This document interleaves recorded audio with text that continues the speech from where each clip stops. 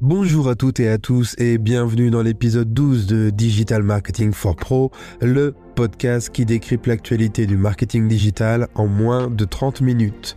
Cela peut être s'entendre et j'en suis désolé, je suis un peu malade aujourd'hui, mais l'actualité du marketing digital n'attend pas, d'autant plus que cette semaine, une petite révolution dans le SEO se trame. Google s'apprête à faire évoluer en profondeur sa manière de classer les sites dans les résultats de recherche. C'est Liz Read, vice-présidente de Google Search, qui l'a confirmé. L'algorithme accordera désormais plus de poids au contenu généré par les utilisateurs qui viennent de forums, de vidéos courtes ou de témoignages authentiques. Un changement de cap qui pourrait profondément transformer les dynamiques de visibilité sur Google. Alors, quels formats vont remonter en tête? Quels signaux de qualité faut-il désormais privilégier et comment adapter sa stratégie dès maintenant pour rester visible en 2026? On fait le point dans cet épisode. Et ce n'est pas tout. Dans le reste de l'actualité, on parlera GIO avec les bonnes pratiques pour apparaître dans les réponses d'IA. D'abord à travers les conseils officiels de Bing pour être cité dans Copilot, puis via une étude qui montre comment les IA favorisent les contenus récents. On va voir tout ça. On fera un détour par l'univers ChatGPT qui lance ses premières applications natives. Booking, Canva ou Spotify ont déjà sauté le pas, mais est-ce vraiment une opportunité à saisir pour votre marque? On décrypte ça ensemble. Et on terminera avec un nouveau rapport signé YouTube conçu pour mesurer plus finement la visibilité des marques sur la plateforme. À l'heure où les jeunes générations utilisent YouTube comme un moteur de recherche, cet outil peut clairement devenir un levier stratégique. Enfin, dans notre chiffre de la semaine, TikTok Shop atteint déjà 1% de part de marché du e-commerce en France. Un signal fort sur l'avenir du social commerce. Allez, installez-vous bien, votre résumé de l'actualité marketing commence maintenant.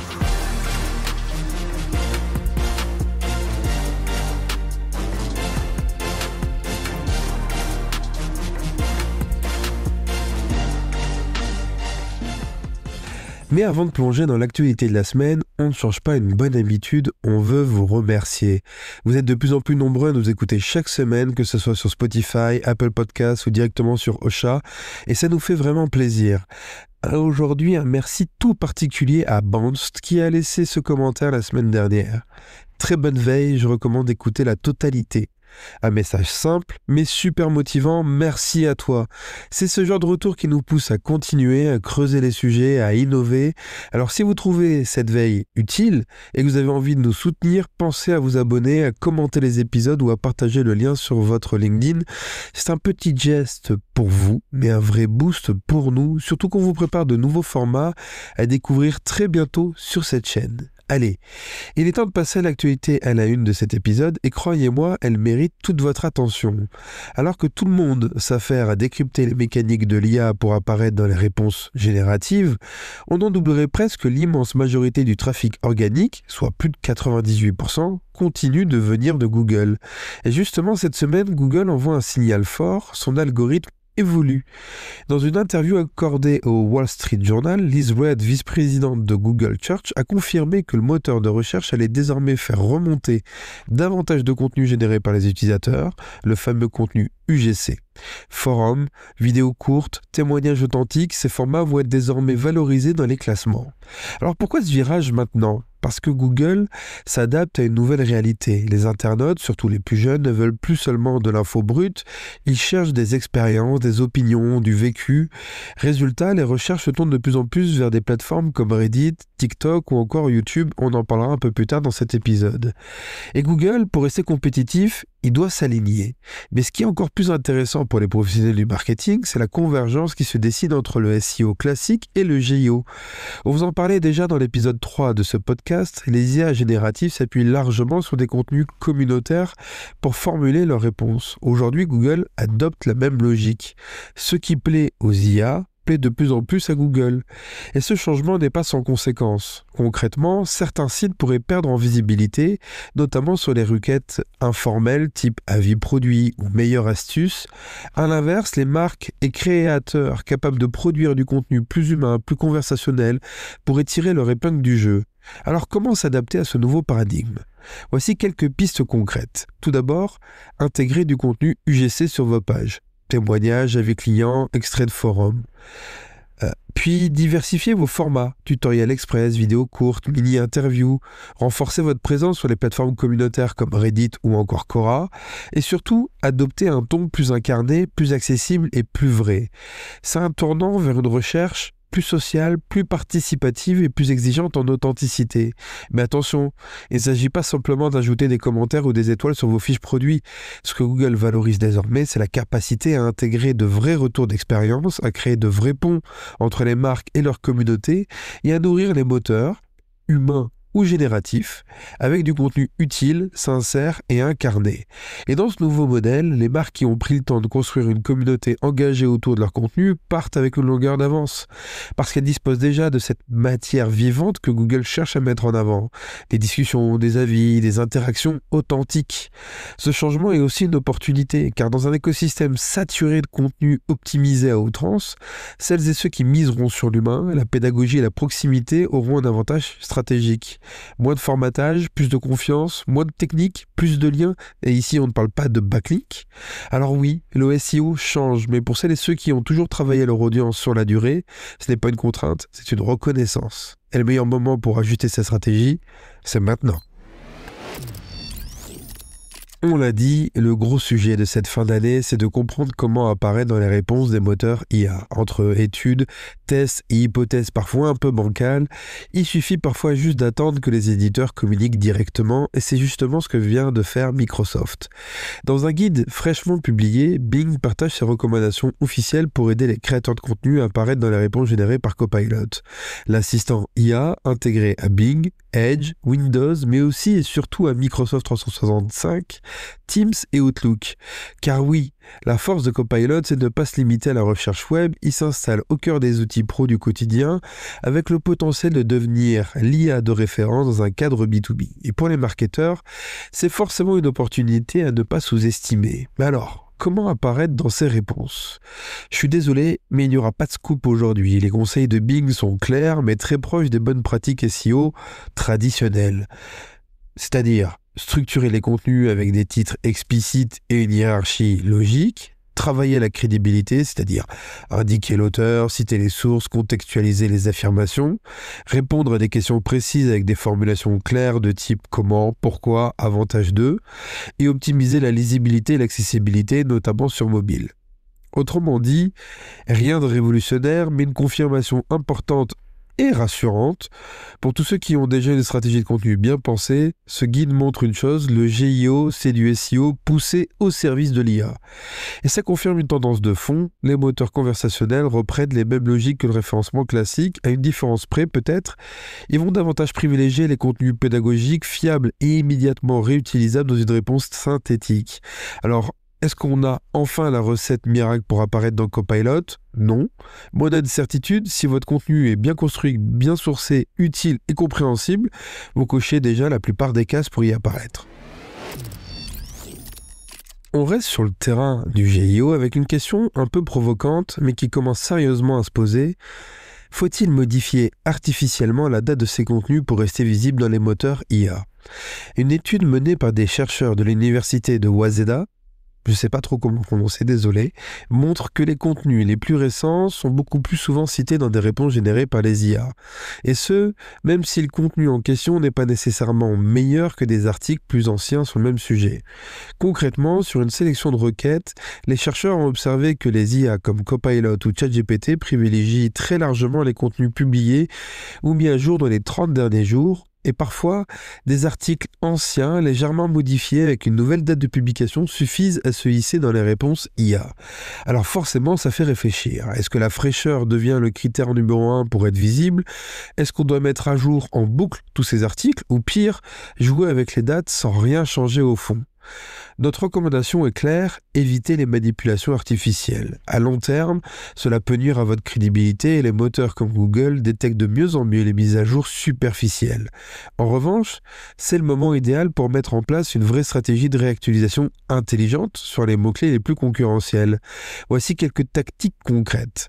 Ajouter des données récentes, comme des études, des chiffres, les tendances, à jour. Intégrer des exemples plus actuels ou des cas d'usage récents. Ajouter une mini FAQ basée sur les questions que se posent aujourd'hui vos clients. Améliorer la lisibilité ou la clarté de certains paragraphes. Et bien sûr, signaler en toute transparence la date de mise à jour. En faisant cela, vous cochez 2 cases.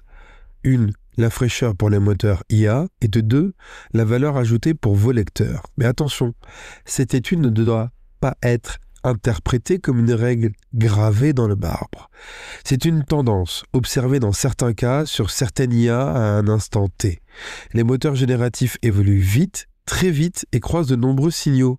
La fraîcheur est un atout, mais elle ne remplace ni la qualité, ni la pertinence et ni la structure. Donc oui, gardez vos contenus à jour, mais faites-le pour de bonnes raisons, avec une logique long terme, et vous serez gagnant des 2 côtés, auprès des IA et de vos lecteurs humains. On le voit bien, avec plus de 100 millions d'utilisateurs actifs chaque mois, toutes les marques veulent surfer sur l'essor des IA génératives. Et il y a bien sûr les optimisations GIO, comme on en a discuté dans cet épisode, mais une autre voie est en train de s'ouvrir, celle des applications intégrées directement dans l'IA. C'est exactement ce que propose désormais ChatGPT avec le lancement de ses premières applications natives. Un véritable App Store embarqué dans l'interface qui permet aux utilisateurs d'accéder à des services sans jamais quitter leur conversation. Et ce n'est pas une expérimentation confidentielle, des marques comme Spotify, Canva, Expedia ou encore Zapier sont déjà disponibles dans cette nouvelle interface. L'intérêt, offrir un usage immédiat, activable en langage naturel. Voici quelques exemples pour vous inspirer. Avec Spotify, vous pouvez générer une playlist personnalisée selon votre humeur ou votre activité. Avec Canva, vous pouvez créer un visuel à partir d'une simple description. Ça devient possible sans quitter la conversation. Et Zapier permet de déclencher des automatisations entre outils en un simple prompt. Ce que ça montre, c'est une tendance de fond. Le sens de l'histoire, c'est de centraliser un maximum d'actions dans une interface unique. Et à ce jeu-là, ChatGPT est en train de s'installer comme un point d'entrée incontournable, y compris pour les marques. On en parlait déjà dans l'épisode 6 de ce podcast, avec l'arrivée des agents IA, capables d'enchaîner les actions de façon autonome, ces applications natives deviennent les fondations d'un véritable centre de commande digital. Alors, faut-il y aller ? Si vous proposez un service interactif, réservation, recommandation, personnalisation, c'est probablement le bon moment pour expérimenter, mais pas pour dupliquer votre site internet. L'enjeu, c'est de proposer une expérience utile, contextualisée et réellement activable dans la conversation. C'est là que vous créez de la valeur et surtout que vous vous différenciez. En résumé, les applications natives de ChatGPT, ce n'est pas juste une nouveauté sympa. C'est un nouveau canal à explorer, à mi-chemin entre le marketing conversationnel, l'expérience client et l'interface de demain. En parlant d'audience, il y a une autre plateforme qui intéresse fortement les marketeurs, YouTube. Avec plus de 39 millions d'utilisateurs supplémentaires en 1 an, YouTube s'impose comme la plateforme vidéo de référence pour la nouvelle génération. Et surtout, comme on l'expliquait dans l'épisode 9 de ce podcast, de plus en plus d'utilisateurs l'utilisent comme un moteur de recherche à part entière.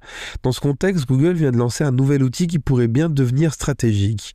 Un rapport dédié à la visibilité de marques sur YouTube directement intégré à la plateforme Google Ads.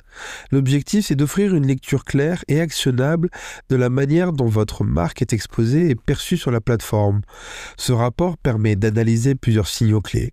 Le temps d'exposition cumulé de la marque à travers les vues organiques et sponsorisées, la part de voix pour savoir comment vous vous situez par rapport à vos concurrents, et surtout la couverture incrémentale générée par YouTube par rapport aux autres canaux comme la télé, le display ou les réseaux sociaux.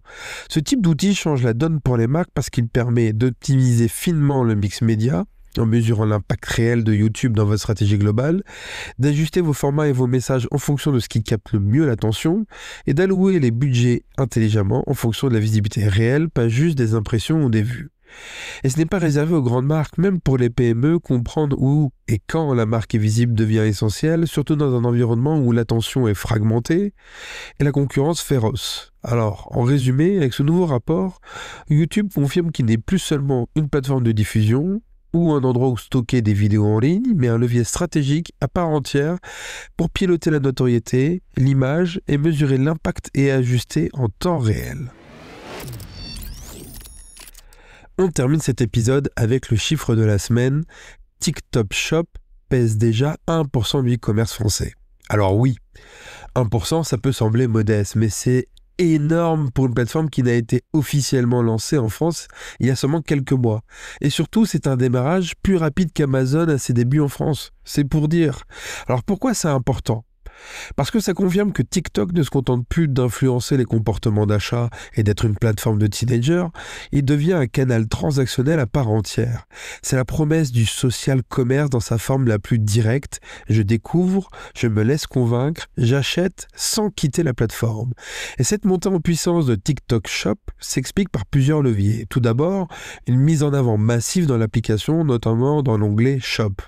Des créateurs incités à promouvoir des promotions via des commissions et un parcours d'achat ultra fluide directement intégré dans le feed. Pour les marques, le message est clair, il ne suffit plus d'être visible sur TikTok, il faut penser commerce dès la création de contenu. C'est un changement de logique, on ne fait plus juste du branding, on fait du business avec des codes, des formats et des déclencheurs propres à la plateforme. Et quand on voit la vitesse à laquelle TikTok Shop s'impose, on peut imaginer que cette part de marché va vite grimper, surtout si les marques jouent le jeu et que les créateurs s'y investissent davantage. En résumé, 1% aujourd'hui et beaucoup demain certainement. Le moment est venu de prendre ce levier au sérieux et d'expérimenter avant que la concurrence s'installe durablement. Vous êtes encore à l'écoute ? Félicitations à vous, vous avez supporté ma voix nasale jusqu'au bout. J'espère que vous avez tout de même trouvé cet épisode utile. Si c'est le cas, pensez à vous abonner sur votre plateforme d'écoute préférée pour ne pas manquer les prochains épisodes où, je l'espère, je serai plus malade. Et surtout, n'hésitez pas à en parler autour de vous. Pas que je suis malade, mais que l'épisode est bien.